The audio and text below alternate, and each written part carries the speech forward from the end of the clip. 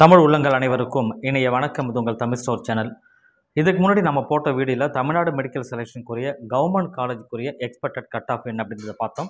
So நான் ஏற்கனவே சொன்ன most accurate expected cut off அப்படின்னு சொன்ன தமிழ்நாடு மெடிக்கல் செலெக்ஷனுக்கு 36 கவர்மெண்ட் மெடிக்கல் காலேஜுக்கு நான் வந்து இதுக்கு முன்னாடி நம்ம கொடுத்துருக்கோம். ஸோ அந்த வீடியோவில் 92.5%க்கும் அதே போல் 7.5%க்கும் எவ்வளோ கட் ஆஃப் வந்து நமக்கு தேவைப்படும் அப்படின்றத டீட்டெயிலாக நான் கொடுத்துருக்கேன். பார்க்காதவங்க யாராக இருந்தீங்கன்னா இதுக்கு முன்னாடி இருக்கிற வீடியோவை செக் பண்ணி பாருங்கள். இன்றைக்கான வீடியோவில் அதுவே வந்து ப்ரைவேட் மெடிக்கல் காலேஜில் 21 ப்ரைவேட் மெடிக்கல் காலேஜ், அந்த 21 ப்ரைவேட் மெடிக்கல் காலேஜுக்கும் எந்த அளவுக்கு கட் ஆஃபில் வந்து இந்த வருடம் முடியறதுக்கு உண்டான வாய்ப்புகள் இருக்குது, போன வருஷம் அந்த கேட்டகரிக்கு என்ன இருந்தது அப்படின்றதையும் டீட்டெயிலாக பார்க்க போகிறோம். சரிங்களா? ஸோ இந்த வீடியோ அப் டு எண்டு வரைக்கும் பாருங்கள். பார்த்து முடிச்சுட்டு தவறாமல் உங்கள் ஃப்ரெண்ட்ஸுக்கும் ஷேர் பண்ணிக்கோங்க. இந்த வீடியோவை ஒரு லைக் கொடுத்துக்கோங்க. சரி, இப்போ வந்து expected cut of for private medical college அப்படின்றதுல வந்து ஓசி கேட்டகரிக்கு லாஸ்ட் இயர் 502 இருந்தது. இந்த வருடத்திற்கு அது வந்து 600 மார்க்குக்கு கிட்டத்தட்ட 600 வரும். 601 602 அந்த ரேஞ்சுக்கு வந்து கண்டிப்பாக இது வந்து முடிவடைகிறதுக்கு உண்டான வாய்ப்புகள் இருக்குது. பிசி கேட்டகரிக்கு 493 இருந்தது. இந்த வருஷம் 574 அந்த ரேஞ்சுக்கு வருவதற்குண்டான வாய்ப்புகள் எல்லாமே வந்து பார்த்திங்கன்னா கிட்டத்தட்ட 80 மார்க் 100 மார்க் கிட்டத்தட்ட அதிகமாக நான் சொல்கிறேன். பட் என்ன அப்படின்னா இது வந்து ரொம்ப சேஃபஸ்ட் மார்க் தான். சேஃபாக இருக்கணுன்றதுக்காக நான் வந்து அதிகமாக சொல்கிறேன் அப்படின்னு அர்த்தம் கிடையாது. பட் நம்ம பண்ண அனலைஸ் என்னென்னா இதற்கு முன்னாடி இருக்கிற ரேங்க் லிஸ்ட்டு இப்போ வெளிவந்த ரேங்க் லிஸ்ட்டை வச்சு பார்த்து அலாட்மெண்ட்டு எந்த அளவுக்கு முடிஞ்சிருக்கு, இப்போ அதே ரேங்க்கில் வந்து இருக்கிற மதிப்பெண் என்ன அப்படின்றத நமக்கு இங்கே சொல்லிகிட்டு இருக்கோம். ஸோ பிசிக்கு நான் ஏற்கனவே சொன்ன மாதிரி 493 இருந்தது லாஸ்ட் இயர். இந்த விட 573 வரைக்குமே வருவதற்கான வாய்ப்புகள் உண்டு. பிசிஎம்மை பொறுத்த வரைக்கும் 481 570 அளவுக்கு இன்க்ரீஸ் ஆகும். எல்லாமே பாருங்கள் பெரிய அளவு இன்க்ரீஸ் வந்து இருக்குது. பட் இதை ஏற்கனவே சொன்ன விஷயம் தான், இன்க்ரீஸ் கண்டிப்பாக இருக்கும்னு சொல்லிட்டு அதுதான் இங்கே நம்ம சொல்லிட்டு இருக்கோம். எம்பிசி கேட்டகரி எம்பிசி டிஎன்சி பொறுத்த வரைக்கும் 473 இருந்தது. இது வந்து பார்த்திங்கன்னா ரொம்ப கம்மியாக இருக்கிற மாதிரி தெரியுது. ஆனால் இது 565 வரைக்குமே வருவதற்குண்டான வாய்ப்புகள் இருக்குது.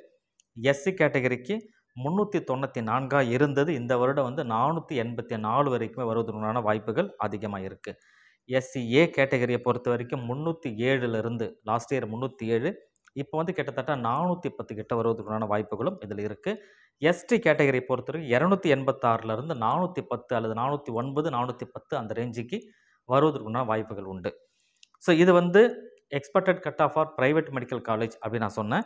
ஸோ அதே ப்ரைவேட் மெடிக்கல் காலேஜில் 7.5% ரிசர்வேஷன் அப்படின்னு ஒன்று இருக்கும் இல்லையா? ஸோ அவங்களுக்கு என்ன, இவங்களுக்கு ஃபீஸ் இவங்களுக்கும் வந்து கிடையாது.